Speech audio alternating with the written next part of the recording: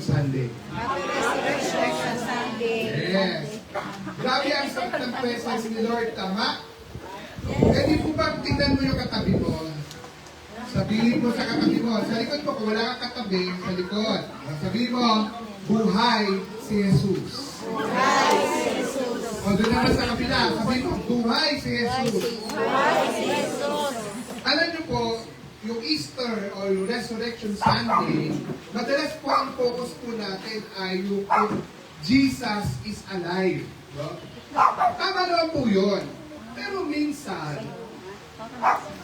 no, hanggang celebration lang po ay. Okay? Madalas, lalo po ganyan. Ganyan po pagka-Pasko ng pagkabuhay, may Paskuhan ng nangyayari. Yung reunion ng family, gathering, di po ba, and there's celebration. No?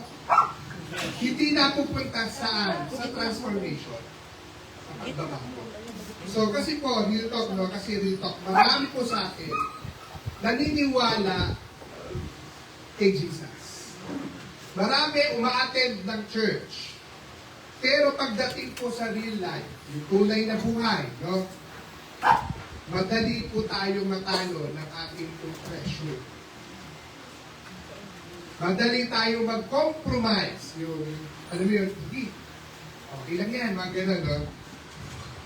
Pero parang madali po tayong sumakay sa mundo. No? Pero parang ganito po, no?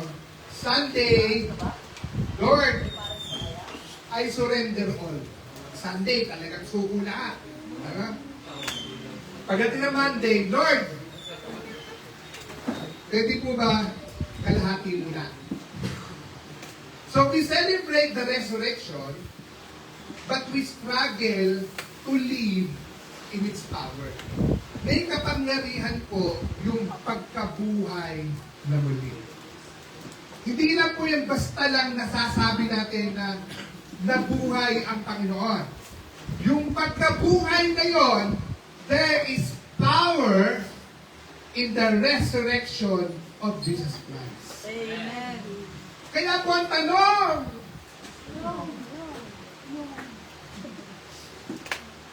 kung ilalagay ka sa lugar na kahit po kontra sa Diyos, yan lagay ka sa isang lugar, saan ka manapunta, lahat kontra sa Diyos. Lahat normal ang kasalanan. Okay lang lahat ng mga mali, mga lahat ng bagay. No, normal na normal. Ang tanong, mananatili po ba kayong tapat sa Diyos sa kabila ng lahat ng nasa paligid mo? Sa kabila ng lahat ng, alam mo yun, lahat, wala maka-Diyos, ikaw lang. Will you still be faithful? That's the question that we're trying to answer this morning. Because the truth is, hindi ka naman nasa literal na Babylon. Pero, meron kasi tayong tinatawag na Babylon system ngayon. Yung alam niyo po, yung workplace, yung trabaho. Kung kayo nagtatrabaho, mostly, kagaya po, karanasan ko, ako lang po yung Christian doon.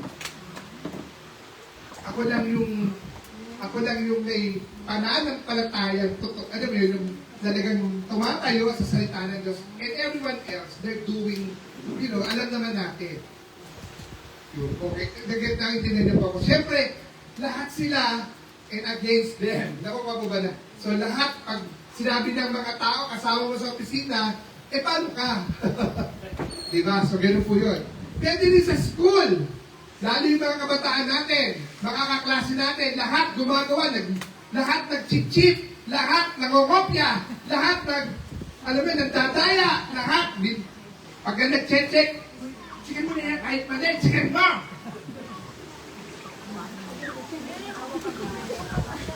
Nakuha mo ba natin? So, kahit sa school, and even sa social media, kahit sa barkada, sa mga close friends natin, malapit sa puso natin, lahat may pressure, meron nagtutulak sa atin to conform. Diba? Makasama ka na lang kasi.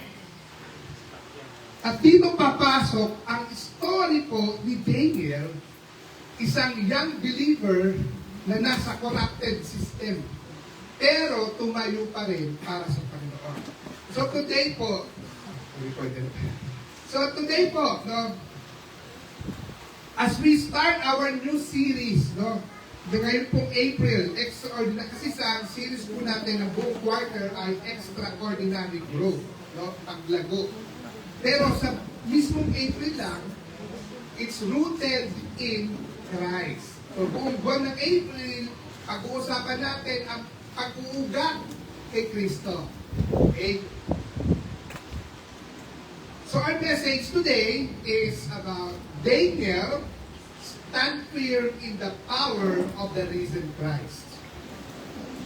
So ang ating pong key verse, I would like to invite everyone to stand and read with me yung pong key verses natin sa Daniel chapter 1, verse 8 and 9, and 18 to 20.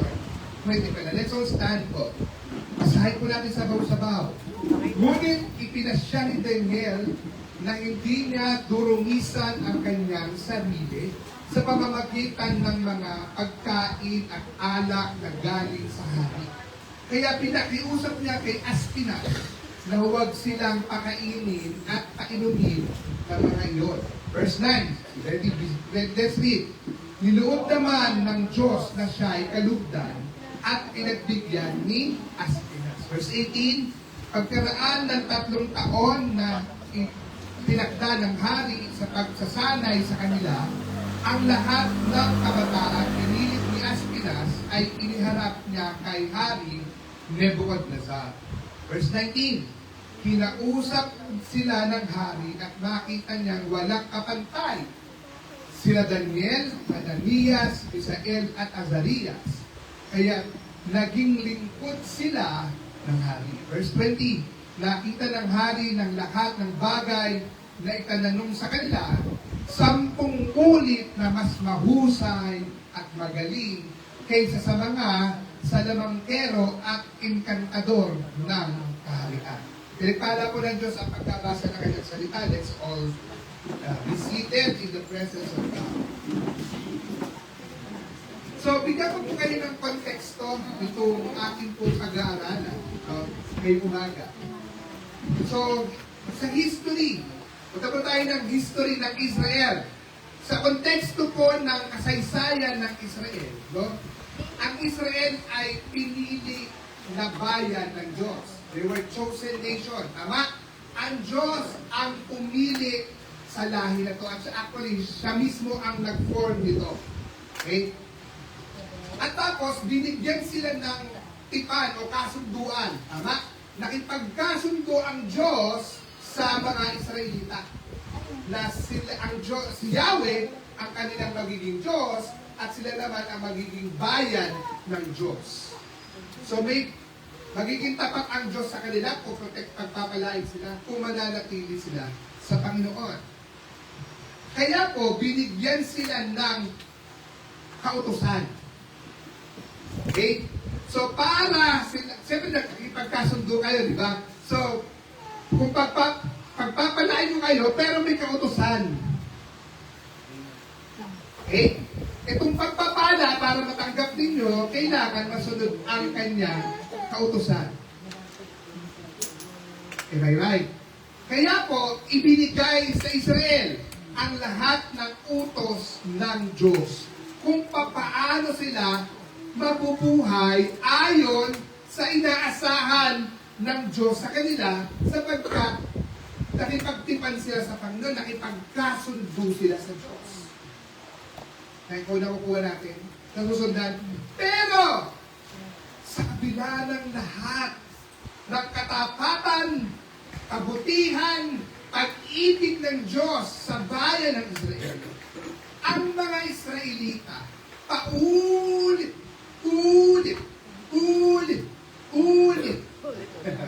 tama na sa tama na. Ulit na nga yan. Paulit-ulit silang nagkakasala. Paulit-ulit sila nakikipag-compromise. No? Ano yung compromise? Yung parang isinasantabi mo yung kasunduan pero para nababa natin. Kompromiso, nakikipag-kompromiso. At sila, ang masakit pa doon, ayaw nga ng Diyos na may iba pa silang Diyos, sumasampa pa sila sa sa iba pang Diyos. Kaya po, ang Diyos lumayo sa kanila.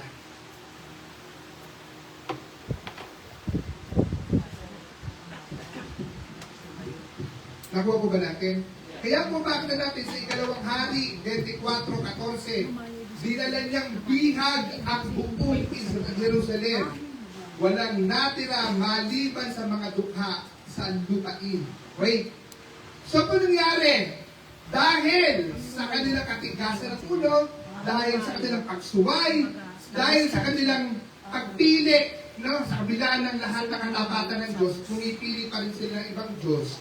Kaya sila ay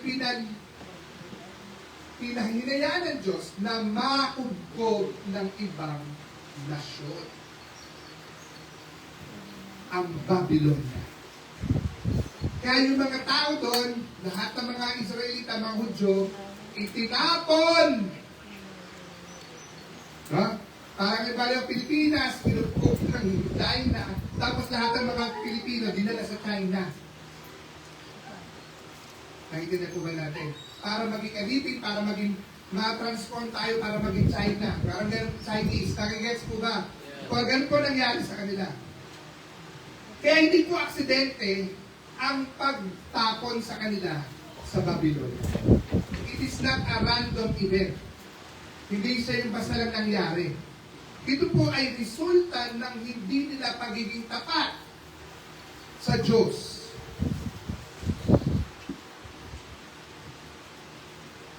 Sa ngayon, nasa Babylon na si Daniel. So, isa po sa pinatapon doon ay si Daniel. Daniel po ay like 17 years old, bata, kabataan pa. Parang yung mga nasa likod na yan. No? So, ito ang importante. No? Ito po yung pinaka-importante. What is Babylon? Ano po ba yung Babylon? Babylon ka ng Babylon. Pastor, ano ba yun? Ang Babylonia ay hindi lang po basta lugar yan. Hindi lang siya basta isang country that time. It represents, kumakatawan siya sa sistema na na lahat ay hindi umaayon sa Diyos. They opposes God. They opposes Yahweh. Remember, tandaan po natin, during this time, bawat bansa mayroong kanya-kanyang Diyos. Okay? Bawat bansa that time, may kanya-kanya silang tinuturing na Diyos. At syempre, si Yahweh kasi, tanyag na po sa buong nakikilala.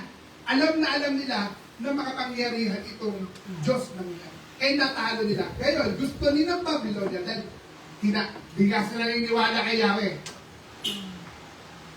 So they opposes Yahweh. Kaya po ang kultura doon, walang Diyos. Ang values ay kontra sa salita ni Yahweh. Ang pinapahalagahan doon, taliwas sa binigay na utos at nais ni Yahweh. Siyempre, kung kayo po ang nakatira doon, alipin ka. Imagine nyo si Daniel, dinala ka doon. Hindi palang turista, hindi bisita, kundi alipin. Pag alipin ka, wala kang choice kundi susunod. Are we getting the point now? Pinabibigay. Kaya po, may pressure. Meron ka talagang sa looban mo, mayroon kang mapipilitan ka talaga na umayon. Umayon pa nila, makampas ka pa rin. Di ba? Sa takot mo, pwede ako ba natin, may takot ka. Okay lang. Para kung sa panahon natin ngayon, if we are connecting this in the modern time, parang social media pressure yan. Di ba? Yung di ba? Kaya di ba pag trending, alam mo yun, ano yung mga uso, ikaw tuloy, di ba? Okay na ka lang.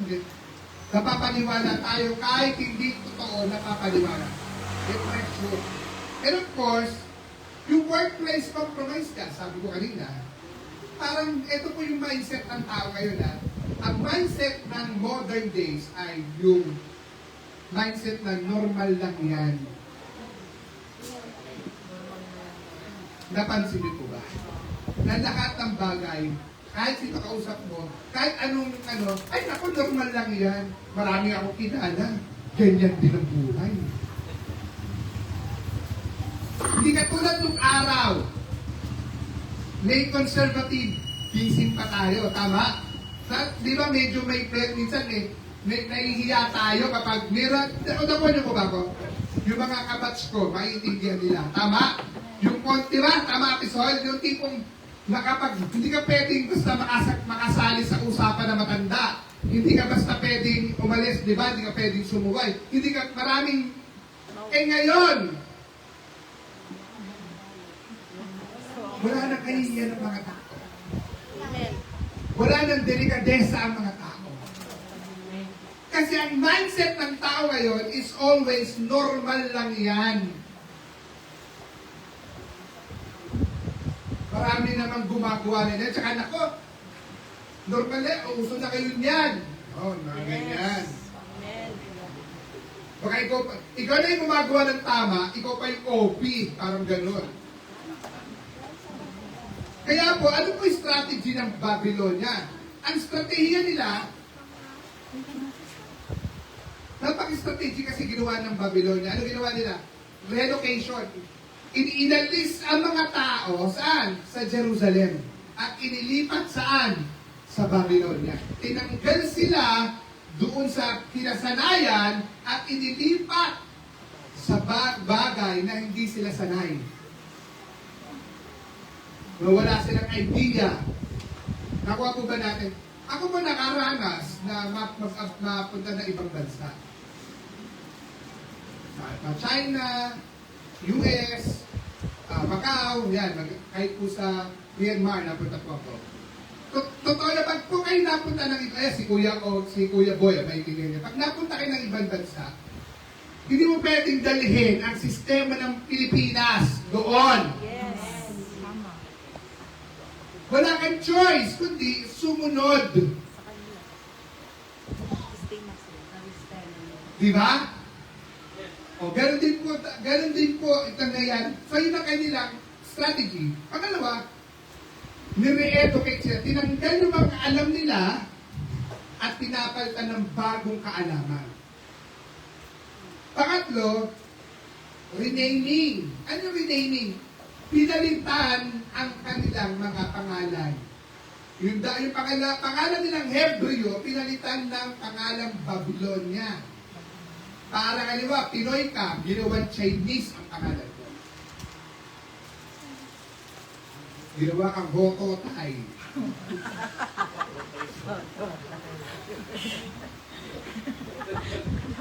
Ching Chan Su.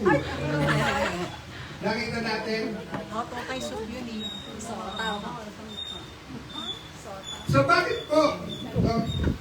At yung pangatlo, yung pang-apat, yung assimilation. Ano yun? Yung sila po ay ginawang kailangan kaisa. Diba? So ang goal ng Babylonia is to erase God from their lives. Okay? Ang goal ng Babylonia, alisin si Yahweh sa buhay ng mga Israelita nito. Sino naman to si Daniel? So si Daniel ay isa po siyang kabataan. No? Na isa po yun na matikas, isa po 17 years old, dinala na sa Babylonia. So, tandaan natin, pagpunta doon, walang magulang. Lahat dinala doon, lahat mga binata, no, dinala, walang magulang. Sila ay nasa foreign land. So parang ganito, walang pastor, walang kakolab, walang Sunday service. Pero si Daniel, tumayo pa rin.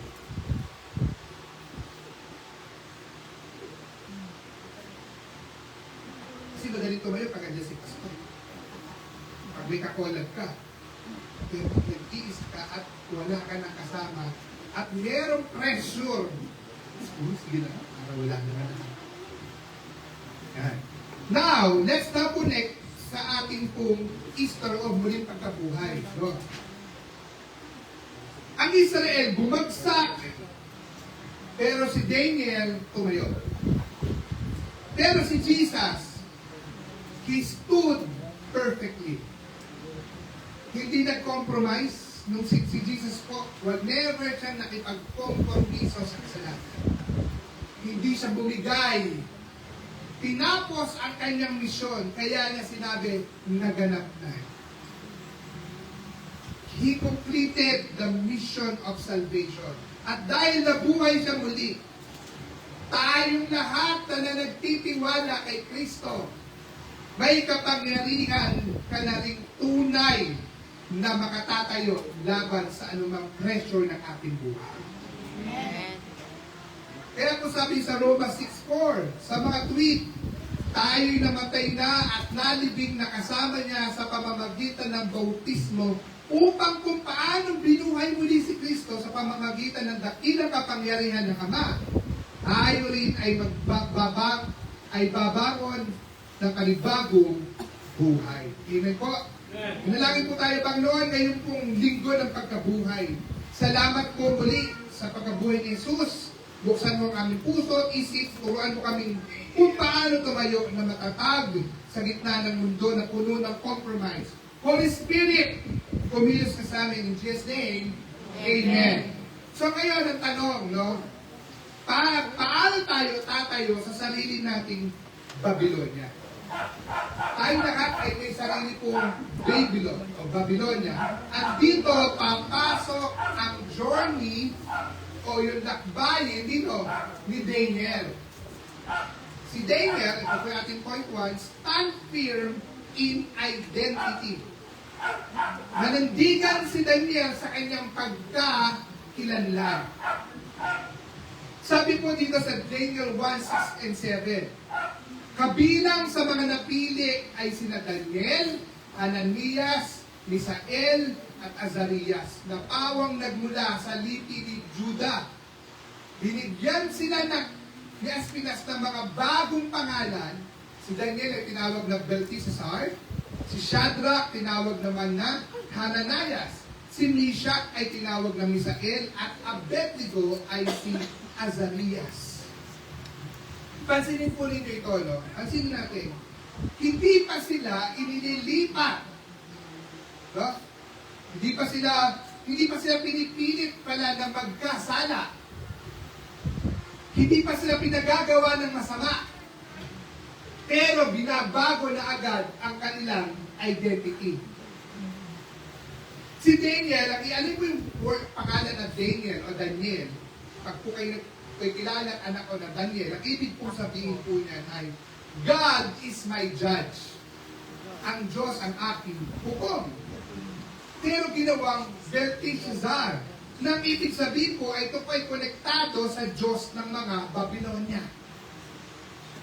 Napansin po ninyo? So before Babylon, bago po yung Babylonia, binago muna yung kanyang behavior. It tries to change your identity. Yung ating pong Babylonia, yung Babylonia na karanasan nila niya, pinipilit siyang baguhin ang kung sino man yung purpose o layunin o disenyo ng Diyos sa kanya. Kapag kasi po nabago ang identity mo, automatic po yun, susunod ang paggawi mo. Mababago. Okay, alam niyo po, marami pong mga nag-a-abroad. Kahit po kayo ay, sabihin natin na mga domestic helper, dali niyo po yan sa US. Mababago ang pagkilos nyo. Kaya di nyo napapansin, yung mga foreign, mga balikbayan natin, ibang-iba na nang pumunta sa Pilipinas. Hindi po natin sila masisisi. You know why? Because their identity has been changed.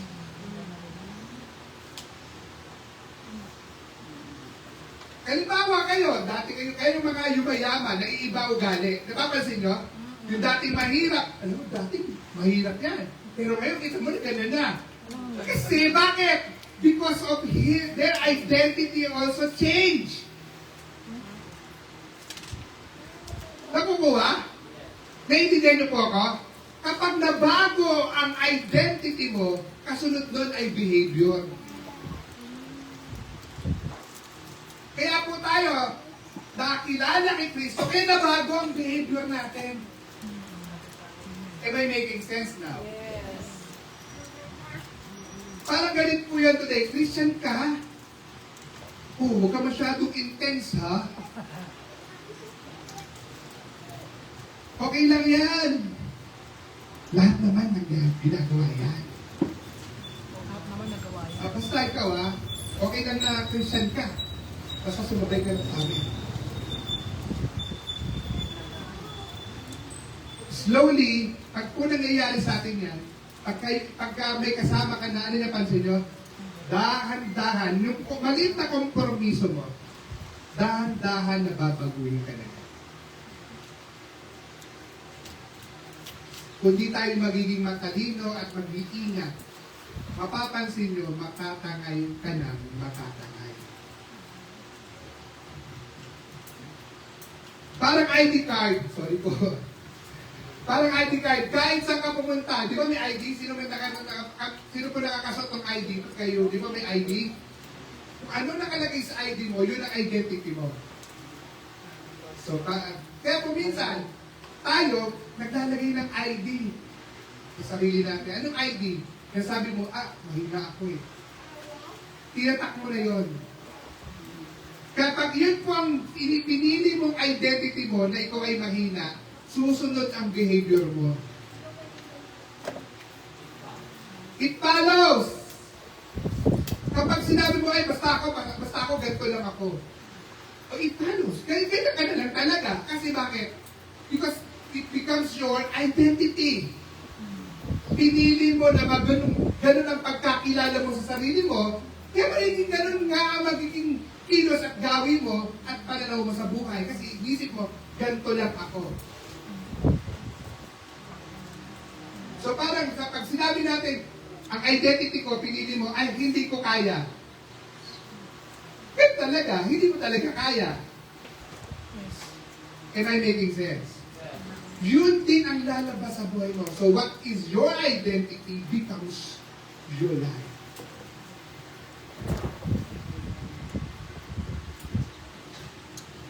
Ay, kuha po. Kaya po mga kapatid, sorry nakapit po dito. Yan. Kaya po sa tuloy, you don't act right to become a child of God. Hindi mo kailangan gumawa ng kumilos ng tama para maging anak ka ng Diyos. Makakakilos ka ng tama dahil anak ka ng Diyos. Amen. So kahit anong gawin mong pagpapasakripisyo sa sarili mo, it will not become you acceptable to God.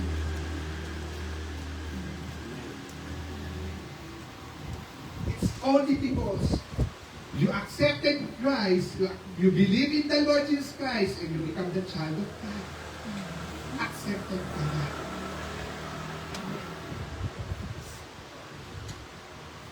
Kaya po ito ang good news natin, mga kapatid. Ang pagkabuhay na muli, hindi lang po namatay si Jesus para patawarin ka. Nabuhay siya muli para bigyan tayo ng bagong pagkakilanlan. Amen. Amen. Sabi po sa 2 Corinthians 5:17, Kaya kung ang sino man ay na kay Kristo, ay bagong nilalang. Wala na ang dati, narito na ang bago.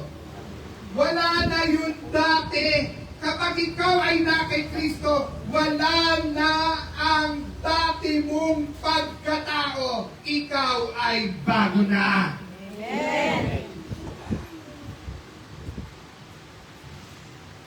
Kaya pag ikaw yun po yung sasabi ko sa inyo, yung pagkabuhay na muli ni Kristo ay may kapangyarihan. Kapangyarihan, baguhin kung sino tayo. Amen. Can you say it to that? Amen. So, ibig sabihin nito mga kapatid, kapag na kay Kristo ka, hindi ka na alipin ng kasalanan. Hindi ka na bihag ng nakaraan. Produkto ka, hindi ka rin produkto ng environment. Naintindihan? Parang kaya ako nandito kasi mga kasama ko ganito kasi kaya nahawa ko eh. Hindi ka na magiging produkto ng iyong kinabilingan, kundi ikaw po ay kay Kristo na. Amen. That is now our identity. Si Jesus Christ na. May isang youth, hindi ko taga in-life. Sabi niya, Pastor, hirap po ako magbago. Tinanong ko, tanong ko sa kanya, sino ka ba? Sabi niya sa akin, kasalanan ko ako, Pastor. O dyan nagsisimula ang problema mo. Kaya hindi tayo nagbabago dahil tinatanggap mo pa rin ang pagkakilala mo bilang makasalanan. Bilang alipin ng... Kaya po di ba sasabi natin, madalas ang tao sasabi, Pastor, ulang ako.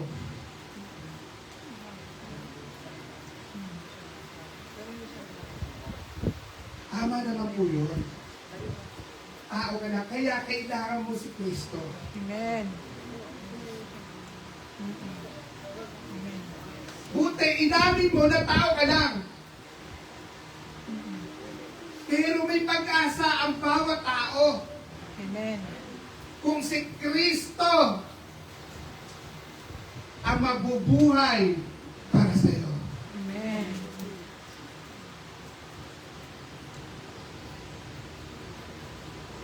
Kaya mga kapatid, sabihin mo sa sarili mo, ito po, ang sabi sa sarili mo, hindi ako kung ano ang sinasabi ng mundo. Sabihin natin, hindi ako kung ano ang sinasabi ng mundo. Ano man nasabihin ng mga kapatid mo, ng nanay mo, tatay mo, kapamilya mo, kapitbahay mo, katropa mo, kapuso mo, ano man nasabihin nila, hindi ako yun. Kundi kung ano ang sinasabi ni Kristo sa akin kung sino ako. Di ba napakan natin ang Panginoon? Kasi, kung sino talaga tayo, ay ang kung sino at tayo kay Kristo.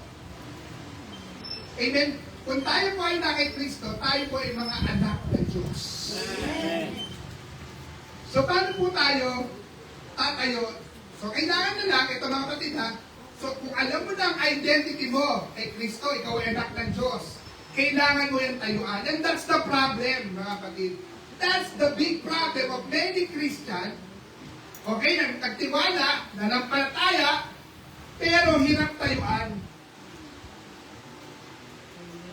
Nananatili tayo sa pag-aalinlangan, naku, baka hindi po na. Nandun pa rin tayo sa dating nating iniisip kung sino tayo. Kailangan matanggal sa isipan natin kung anong nilagay natin kung sino tayo. Naintindihan po ba natin? Ang kailangan natin, tayuan na ako ay anak ng Diyos. Amen. Paano yun, Pastor? You need to know the Word of God. Kaya kapag hindi tayo nagbabasa ng Bible, kaya po tayo meron tayong Bible reading guide, babasahin, kaya ka tinuruan mag-SOAP para lumalim ang pagkaunawa natin sa salita ng Diyos. Kasi pag gusto mong binabasa at nalalaman ang salita ng Diyos, dito mo malalaman kung sino ka kay Kristo. At tapos, kailangan po i-reject natin, tanggihan natin sa ating isipan kung ano po ang sinasabi ng mga tao sa atin. Pag sinasabi, tamad ka, alam mo, wala kang kwenta, wala kang pag-asa. Hindi ako yan. Kailangan alisin ko kung ano sinasabi ng sarili ko. Hindi mo yan kaya. Hindi! Hindi ito ang na kay Kristo. Kailangan i-reject mo yan. Amen. Amen? Kailangan natin tanggihan. We need to reject the false labels. Yan. Sorry po, di ko nalilipat. And dapat, pag nire-check natin, i-declare na natin, ito po ang dapat natin gawing daily exercise. Pagising pa lang natin sa umaga, pagmulat pa lang ng mata, idideklara mo na kung sino ka kay Kristo. Kailangan po yun. Lagi mo yan. Tinataya pagising mo, na kay Kristo ako, kay Kristo na ako, anak ako ng Diyos.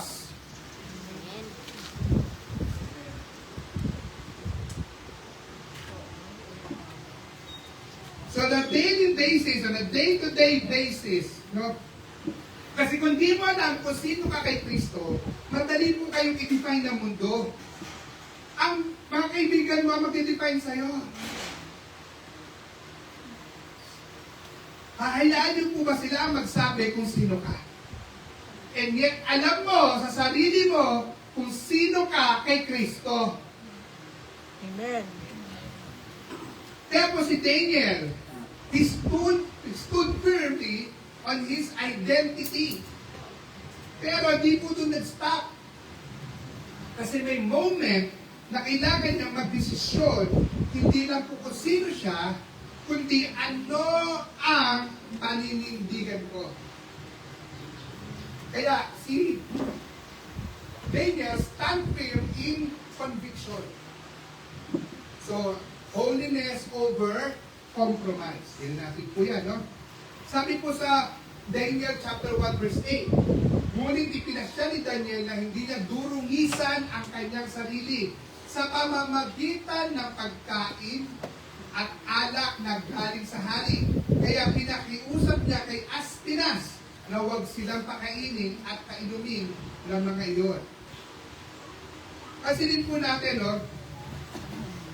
Sinabi dyan, nagpasya si Daniel. Wow. Diba? Pansin niya? Sinabi niya, nagpasya si Daniel. Hindi sinabi na napilitan si Daniel. Hindi sinabi na wala siyang choice. Hindi rin sinabi na sumunod lang si Daniel. Ang malinaw na malinaw, sinabi, desisyon ito ni Daniel. Personal niyang kagustuhan at intentional ito. Are we getting the point, guys? Ang pagtayo para sa Diyos, hindi po yan nakabase tungkol sa ating damdamin. It's not about our emotion. Minsan kasi kaya tayo nakakapag-decide, di ba? Dahil may sakit, nasasaktan ka, o nagugutom ka, o nanguhaw ka, o parang gusto ng may masaya ka na gawin yon, o malulungkot ka. Tandaan natin, it's about decision. Hindi ka magiging holy by accident. Hindi tayo magiging banal by accident. Kahit anong suot mo, kahit anong bit-bit mo, kahit anong ilagay mo sa katawan mo, kahit anong gawin mong paglakad, hindi tayo magiging banal.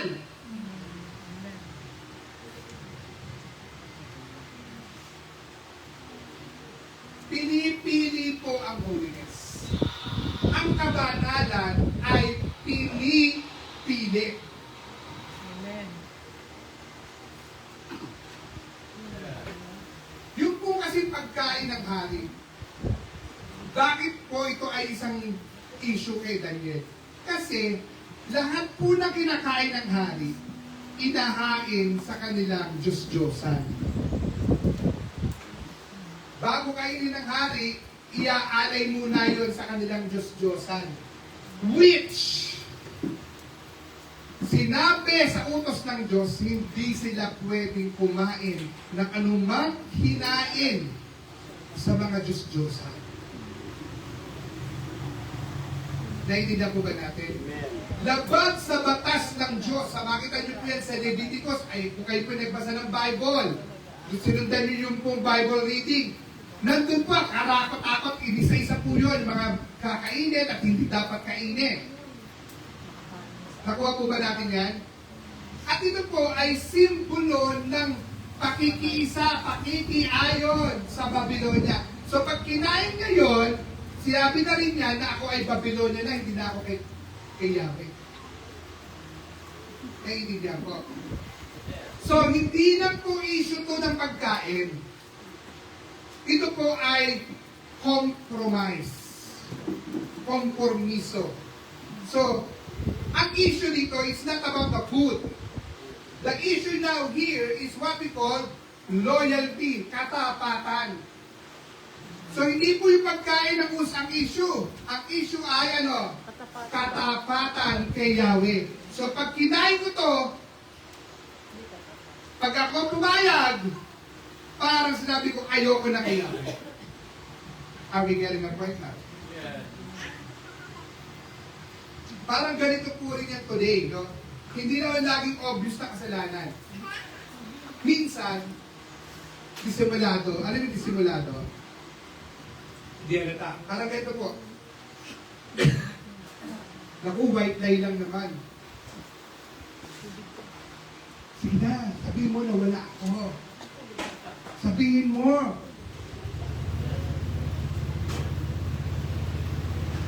So ikaw ba kayo, white lie lang naman, sinungaling ko para maligtas siya, di ba?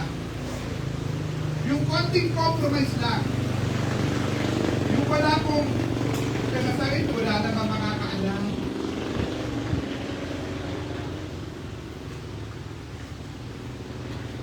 Yung iba, ganito, Lord, ilayo niyo po sa akin ang tukso. Pero, ikaw pala ang lumalapit.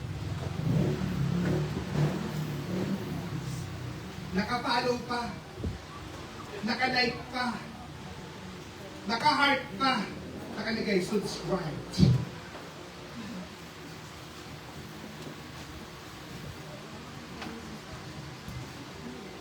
Kaya yung small compromise po, ang small compromise lead to great fall sa matinding pagbagsak. Para pong maliit na butas ng bangka. Ba, meron tayong nakasakay kayo sa bangka. Maliit na butas lang. Hindi nyo pinansin. Kahit maliit na butas ka, unti-unti ka niyan ilulubog. Kaya yung maliit na pakikisama mo, yung akala mo maliit na bagay lang na pakikisama, sasama at sasama ka. Amen? Kaya po, integrity, kahit walang boss, kahit walang nakakakita, kahit hindi ka chinecheck, kahit walang nagsasabi kung anong dapat mong gawin. Yung purity, yung pagiging, alam mo yun, pagiging malinis mo, isip, puso, sinasabi, salita, kahit walang nakakakita. Yung katapatan, kahit po may shortcut. Naku, ganito na lang gawin mo. Lagyan mo lang yan, okay mo na lang ito, tapos ka na.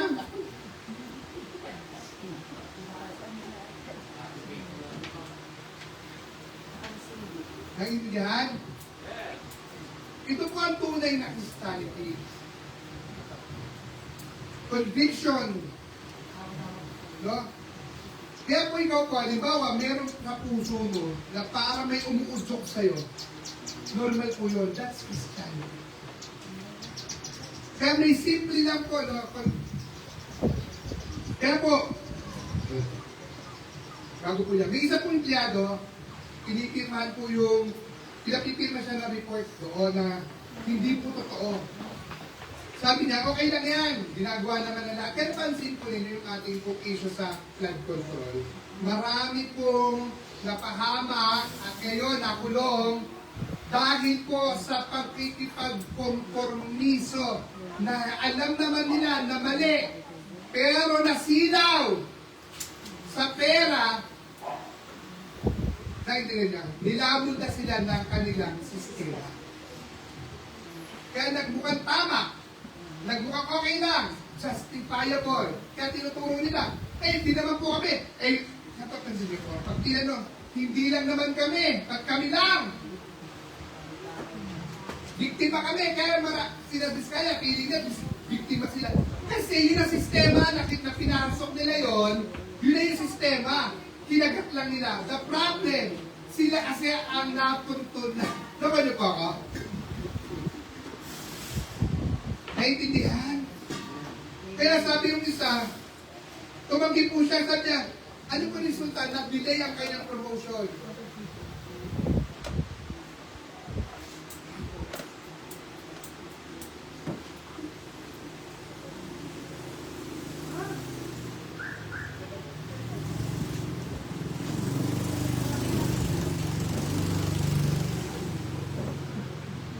Naka-play yun doon. Naka-play na siya. Inanda ko na yun. Kapatay mo siya. Di ba ako texting? Nag-stop. Naka-download doon. Okay? Naintindihan po ba natin? Yung teacher po sa bahay. Okay. So yan so bakit po na, bakit kaya natin tumayo sa conviction? Yan ang magiging, bakit magiging makakaya mo na tumayo doon sa inuudyok sa'yo ng Santong Espiritu na gawin mo kahit, alam mo, naalala yung kaibigan mo, mahirap gawin, kasi po, si Jesus, hindi nakipag-compromise. Sabi po sa Pilipos 2:8, nagpakumbaba siya at naging masunurin hanggang kamatayan. Maging ito man ay kamatayan sa krus. Si Jesus mismo, hindi nag-give up. Tinuloy niya, kahit mahirap para sa iyo at para sa akin. Napagtagumpayan ng Panginoon lahat yun. Dahil tayo ay nasa Kanya, makakalakad din tayo kahit mahirap, magagawa natin para sa Kanya. Amen? Kaya pala niyo po diba sa Gethsemane, na siya po ay nanalangin. Sabi niya, Panginoon, Ama, di ba wag ko na po ito maranasan, ilayo niyo na sa akin itong saro na ito. Pero pinili ni Jesus maging obedient over comfort. Di ba, totoo lang, pwede naman alisin, tigilan ni Jesus yun. Hindi niya kasi alam niya ang hirap, alam niya maging masakit na nararanasan niya. Pwede at that moment, sabi niya, ayaw ka na, quit na ako, hindi ko kaya. Pero pinili ni Jesus para sa iyo at para sa akin. Kung si Jesus hindi nag-compromise para sa atin, pwede ka rin hindi mag-compromise para kay Jesus. Pasensya na, kahit magalit ka sa akin, kahit na lumayo ang loob mo sa akin, hindi ko yan magagawa para sa Panginoon. Amen. Can you say amen to that? Amen. Can you say amen to that? Amen. Paano po tayo magkakaroon ng conviction? Kailangan po, araw-araw, desisyonan nyo siya. Maaga pa.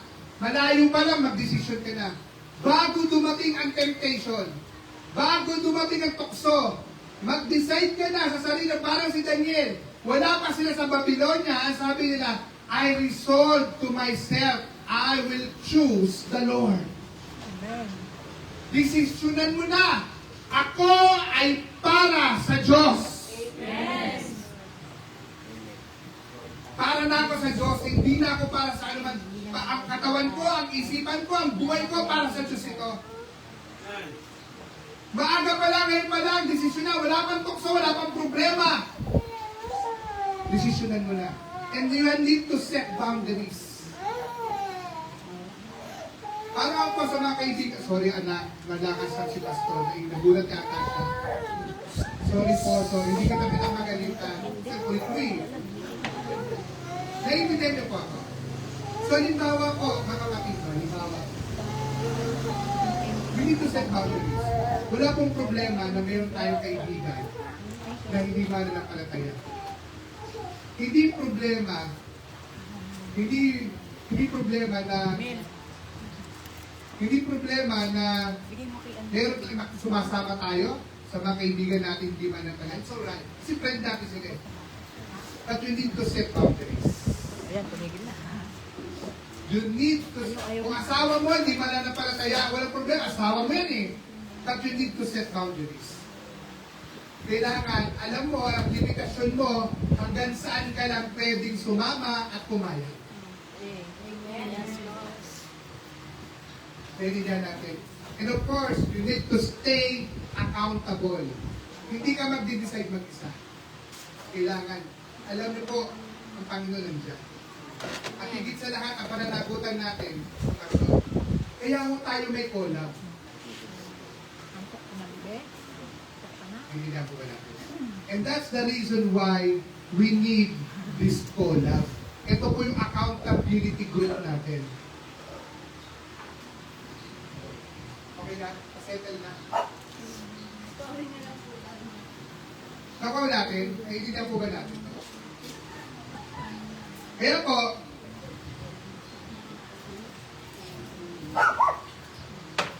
so ang desisyon ni Daniel ay puro po. Yan po, so God, kaya po pag tayo po tumayo para sa Panginoon, tayo po ay, kahit po tayo ay bumagsak bigla, hindi po tayo, sorry, wala tuloy ako. So hindi ka po babagsak unti-unti na bigla. Ano, hindi ka babagsak bigla eh. Unti-unti yan. Unti-unti pagko-compromise mo. So tanong, saan ka magko-compromise niya? Sa online ba? Sa relationship ba? Sa integrity ba? Si Daniel po, nag-decide. Pero, hindi niya ginawa po mag-isa. May nangyari po next. So, God stepped in kasi pinili niya ang holiness. God stand firm in dependence. Hindi mo talaga kayang mag-isa labanan ang anuman tukso. Kaya kailangan natin ay maging dependent kay God. Amen. Dumipende tayo kay Kristo. Manangan tayo sa kapangyarihan at biyaya ng Diyos. Amen. Sa verse 9, niloob naman ng Diyos na siya'y kalugdan at pagbigyan ni Aspinas. So makita po natin dito, yes, no?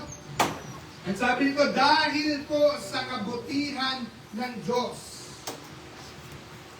So standing firm is not sustained by willpower. Hindi po yan dahil sa sarili nating kakayanan. Nasusustinan siya sa pamamagitan ng biyaya ng Diyos. Yes, may desisyon si Daniel, pero after ng desisyon niya, kumilos ang Diyos. So, ang pagsunod, ina-attract niya ang favor ng Diyos. Gusto niyo po, sino rito gusto ang pabor ng Diyos? Sino rito gusto niya lagi maranasan ang pabor mula sa Diyos? Amen. Ang sikreto po ay obedience. Si Daniel walang power, si Daniel walang posisyon, si Daniel walang control. Sabi lang niya, huwag mo kaming pakainin. Nag-decision siya, di ba? Isipin mo ang inutusan niya yung sino ka, di ba na ko? 17 years old, kabataan, tumayo para sa Diyos. Ang inuutusan, mas matanda sa kanya. Sinasabihan, huwag mo na kami pakainin yan. Wala siyang control, walang power. Pero biglang nag-shift ang puso ng authority. Si Aspinas, siya yung nagpapamahalay. Mananagot siya sa hari. Yung buhay niya nakataya, yung posisyon niya nakataya. Parang ganito, may meeting ka, may kinakabahan ka. Pero pagpasok mo, biglang okay ang naging meeting, naging pabor sa iyo usapan. Parang halimbawa, ikaw, kamiting si Kuya, para si Kuya Ogie, may kamiting na kalaye. Tapos may mga kasamang panel pa. Kapag punta ni Kuya Ogie doon, kakabaka ba siya, baka ano kayo pag-uusapan, na kayo, baka di ko sagot, hindi ko makuha yung kontrata. Pero pagdating mo doon, biglang maayos ang usapan, naging pabor na pabor kayo. Nakuha niyo ba ako? Minsan sasabihin natin, ang galing talaga natin. Pero ang totoo doon, mabait lang si Lord. Amen? Ito po ang power ng resurrection. Hindi na po tayo tinuturuan ni Jesus kung paano mabuhay. Binigyan po niya tayo ng binigyan po tayo ng Diyos ng grace, no? Sustained by grace. Sabi po sa Romans 8:11, at kung ang Espiritu ng Diyos ay muli bumuhay kay Jesus, kaya dito po, at ang Espiritu ng Diyos ay muli bumuhay kay Jesus, ay nananahan sa inyo, bubuhayin din niya ang inyong mga katawan, may kamatayan. Ito ang power na resurrection. Hindi na po tayo tinuruan ni Jesus paano mabuhay. Binigyan niya tayo ng kapangyarihan para mabuhay. Para mabuhay ng ano? Ayon sa disenyo ng Diyos. Kaya yung pong kapangyarihan ng pagkabuhay ni Jesus na to, dahil buhay siya, we live. Because He lives, we can face tomorrow. We can face our trials. We can overcome our challenges in life. Amen? And that power is in you. Nasa atin na po yung kapangyarihan na yan. Yung kapangyarihan ni Jesus na yan, same power ang ibinigay sa atin. Sabi ni Jesus, diba, ang lahat na kapamahalaan binigay na sa akin, ibinibigay ko sa inyo. Amen? Amen. We have the same power of Jesus Christ. Amen. Kaya kung para kung cellphone, no? Hindi ka nag-iisa doon. Parang cellphone, kahit latest model yan, kahit mahal pa yan, pag walang charge, wala pa rin silbi. At connection sa Diyos, yan po yung kapangyarihan natin para makatayo sa Panginoon. Amen. Paano po tayo mag-dedicate kay God? Una po, we need to pray daily. Hindi lang, yung prayer, hindi lang, Lord, bless me, pagpalain niyo po ang buhay ko, pagpalain niyo po yung pamilya ko. Hindi lang po gano'n. Kundi, Lord, pangunahan mo ako kayo. Pangalawa, lagi sasabi, the Word of God. Ang salita po ng Diyos. Kasi po yung salita na yan ay nakaangkla sa katotohanan. Amen. And pangatlo, sensitivity to the Holy Spirit. Lagi tayong makinig sa Santong Espiritu kasi ginagabayan niya tayo. Huwag lang po tayo daldal ng daldal. Huwag tayo lang nagsasalita sa Diyos. Hayaan mo, mangusap. Kausapin ka ng Espiritu Santo. Tandaan po, sabi po na sa ang tayo minsan, di ba? Nahirapan po tayo na tumayo. Para kung meron po isang leader, hindi ko taga-invite ulit. Sabi niya, Pastor, pagod na ako. Parang hindi ko na kaya. Sabi ko, good! Kasi dun papasok si God. Pag sinabi mo hindi mo na kaya, mas maganda. Kasi dun papasok ang biyaya ng Diyos. Amen. Kasi nga, sabi sa unang Kalawang Korinto, sapat sa iyo ang aking biyaya sapagkat ang aking kapangyarihan ang nagiging ganap sa kahinaan. It is made perfect. Ang biyaya ng Diyos, talagang custom fit yan sa kahinaan natin. So ang tanong, umaasa ba tayo sa sarili natin o sa Diyos? And last point po natin, stand firm in impact. No? Living the mission of Christ. Kaya po nandyan, pray, care, and share. Sabi po sa 18 to 21, no, sabi dyan, pagkaraan ng 3 taon na itinakda ng hari na pagsasanay sa kanila, ang lahat daw ng kabataan pumili sa Aspinas ay iniharap niya kay Haring Nebuchadnezzar. Ang isa po doon, yung 4 na magkakaibigan, si Daniel, Shadrach, Meshach, and Abednego. So kinausap sila ng hari. Nakita niya, walang kapantay sila Daniel, Ananias, Misael at Azarias. Ganito po kasi, bigyan ko po ng background, mabilis ang background. Noong una po, ayaw umayag ni Aspiras. Kasi ang feeling niya, kasi ang gusto ko lang kainin nila Daniel ay tubig at gulay. So ang feeling ni Aspiras, baka manghina kayo. So ang talang kakainin ng iba, karne, masarap. Talagang full protein, ganyan. Alak, masaya, marbubusog sila. Kaya paano? Baka, di ba? Nakuha niyo po ako. 3 taon. Ano po nangyari? Naging maghihina yung kumain ng pagkain ng hari. At sila, mas matikas, mas malakas, at mas matalino. Healthy kasi kinakain nila.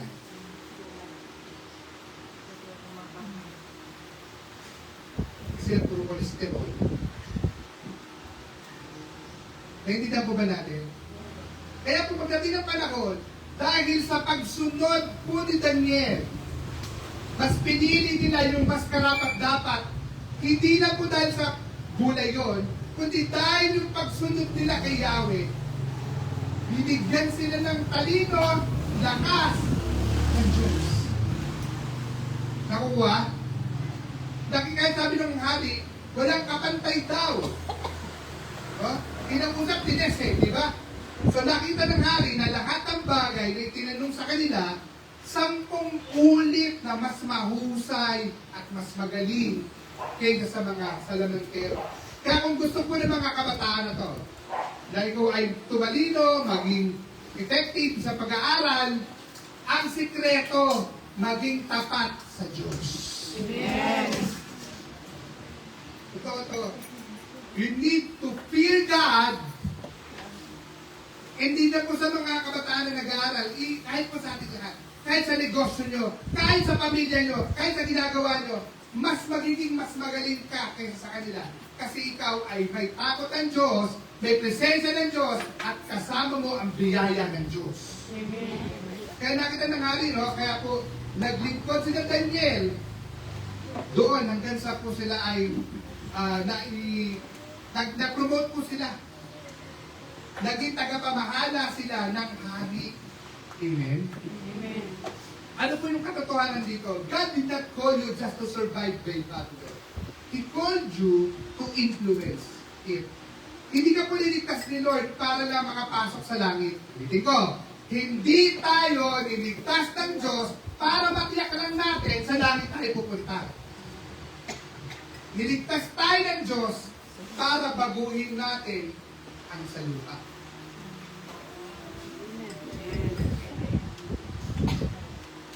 Kaya po mga kapatid, no? Sa gitna po ng corrupt ang sistema ng mundo. Pagan culture, sumasamba sa mga kung ano-ano man. Marami pong anti-God government. Si Daniel, naging boses siya ng Diyos. Kaya po tayo, tatayo po tayo para sa Panginoon, para po tayo ay maging daluyan ng boses ng Diyos. Listen to this, guys. Kaya po tayo niligtas, isinama tayo sa pamilya niya, para tayo ang maging boses, para tayo ang magsilbing kamay, magsilbing, ako niyo po ako, tayo tagasabi sa pamilya mo, sa trabaho mo, sa school, sa community. Hindi na po yan tayo nandyan by accident. Hindi aksidente napunta ka dyan, napasama ka dyan. Ikaw ay sinugo ng Diyos yan. Amen. Yung iba, Lord, alisin mo po ako dito sa toxic environment na to. Alisin mo ako sa lugar na to. Sabi ni Lord, ikaw ang niligay ko dyan.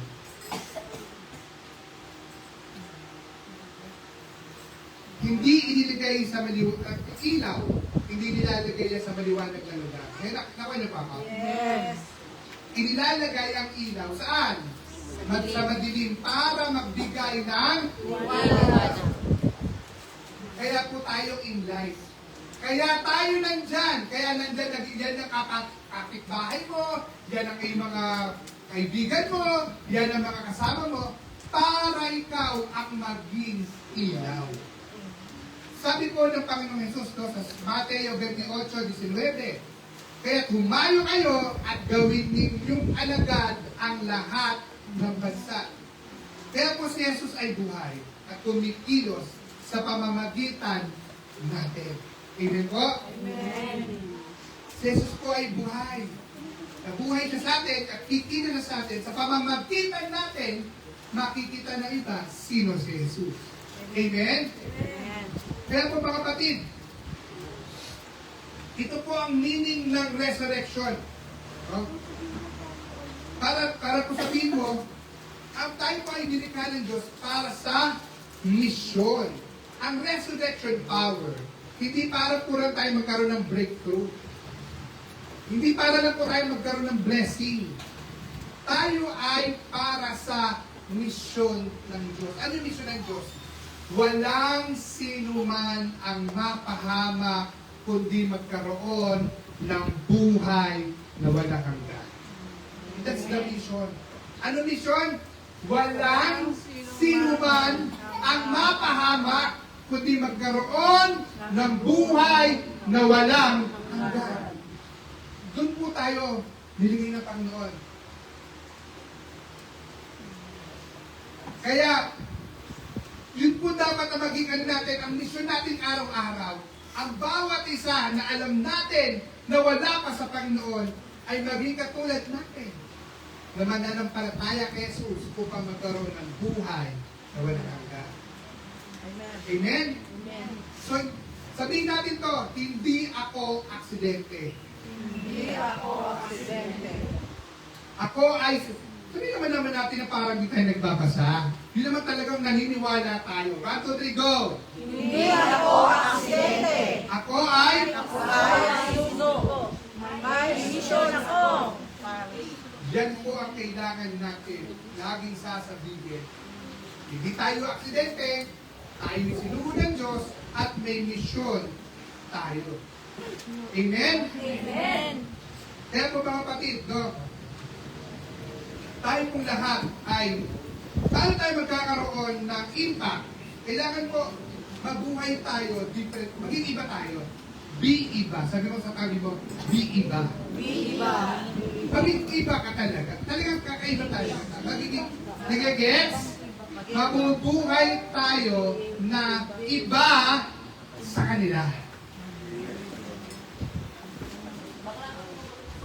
Speak the truth in love. Kailangan sabihin po daw natin ang katotohanan na may, pag-ibig. Sabihin natin, get po ba natin, speak the truth in kahit sabi minsan, kaya ito po kaya po ito masakit kay, sino yun? Yung asawa ni Isaac? Si Alvin. Si Alvin. Ilan yung problem? Okay yung sinasabi niya, okay yung tinatayuan niya, yun naman talaga tinatayuan natin bilang kaya. Kaya lang, he doesn't speak the truth in love.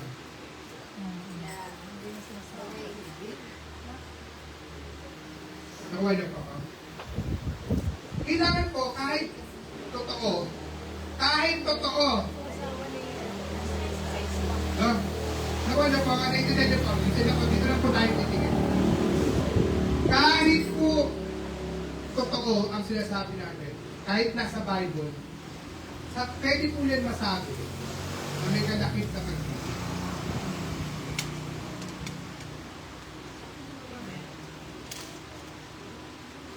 Hindi sila piling na judge, hindi sila napitil na napakahiya. Kaya kung minsan, lumalayo at hindi nagiging effective ang sharing natin, we speak the truth out of the will. Out of will. Gusto lang natin sabihin. Kaya naririnig lang nila yung masakit na katotohanan. Hindi nila nararamdaman yung pag-ibig. Mas effective. Kaya nga po sabi ko sa inyo, ECS. We pray, With care, yung genuinely, mag-care muna tayo, magtanim muna tayo ng kalinga para maging ready sa pagkinig ng katotohanan. Kasi pag wala pong relationship at nagsalita ka ng katotohanan, judgment, ano po? Naiintindihan po ba na? Are we getting the point, guys? Amen. Kaya po, mga kapatid, no? And we need to carry the presence of God. So, hindi ka empty. Dala mo si Lord. So, si Daniel stood firm in Babylon. Jesus stood firm at the cross at nung Easter Sunday. Kaya po sa Matthew 28 verse 6, no? Sabi po niya, sabi dito, wala siya dito. Siya'y muling nabuhay. At dahil buhay si Jesus, may power ka na tumayo.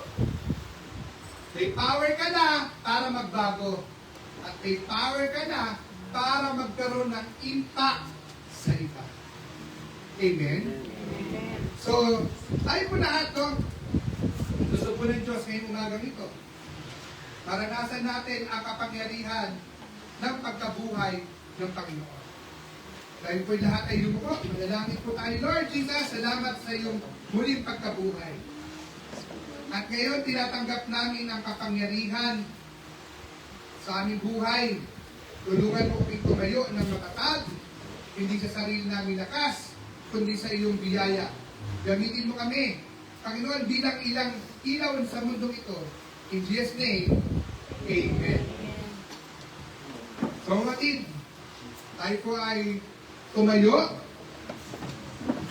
Sa sandali po ito, lalapit po tayo sa komunyon. Isang paalala ng pag-ibig at sakripisyo ng Diyos.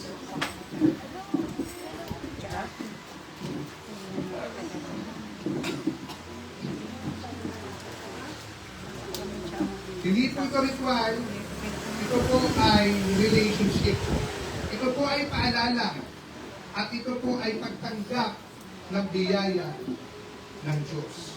Awitin po natin kung isang awitin po na po. Sabayan po natin.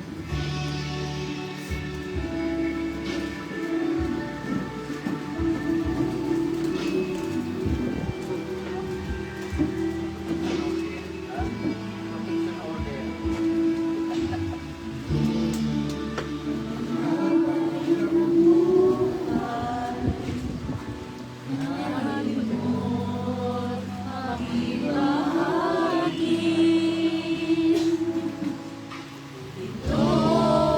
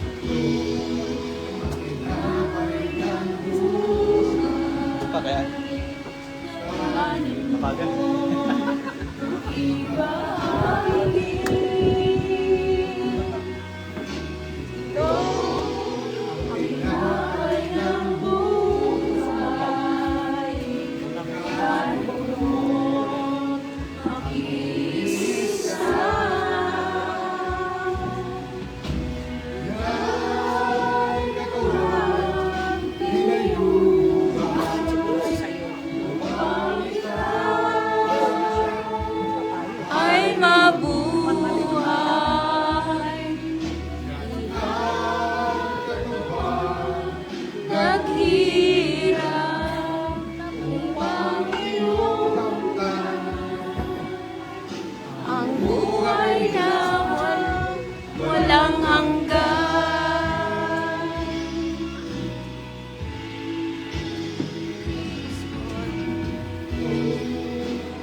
Laway ng May lahat po buhay. ba ay nakasugahan na? So mga kapatid, sa sandaling ito, lalapit tayo sa komunyon. Isang paalala ng pag-ibig at sakripisyo ng Diyos. Sabi po sa 1 Corinto 11:23-24, ang Panginoong Jesus ng gabing siya'y pinagkanilo ay dumampot ng tinapay, nagpasalamat sa Diyos, pinagputol-putol iyon at sinabi, ito ang aking katawan, niyahandog para sa inyo. Gawin nito bilang pag-aalala sa akin.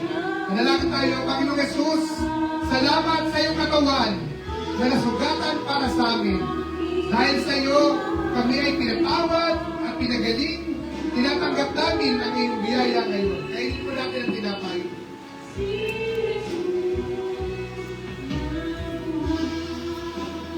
Unang Korinto 11:25, ang sarong ito ay ang bagong tipan ng pinagtibay ng aking dugo. Gawin niyo ito bilang pag-aalaala sa akin. Lord, salamat sa iyong dugo na dumalak para sa aming kasalanan. Dahil dito, kami inilinis, tinubos, at pinalaya. Pinipili naming mamuhay para sa iyo. Inumin po natin ang kopa.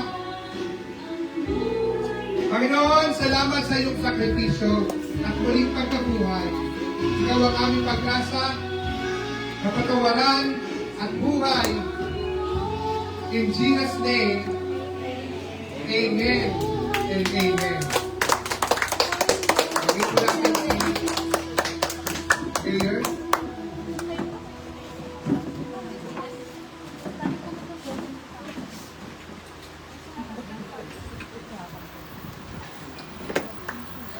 Maraming Diyos, maraming salamat Lord sa iyong mga biyaya na pinag-ibig po sa amin. At ito'y bibigay po namin sa iyo ng buong puso, God. Lord, para sa mga nangangailangan at sa simbahan namin. Lord, gamitin niyo po ito ayon sa iyong kagustuhan. Sa ngalan ni Kristo Jesus. Amen. Amen.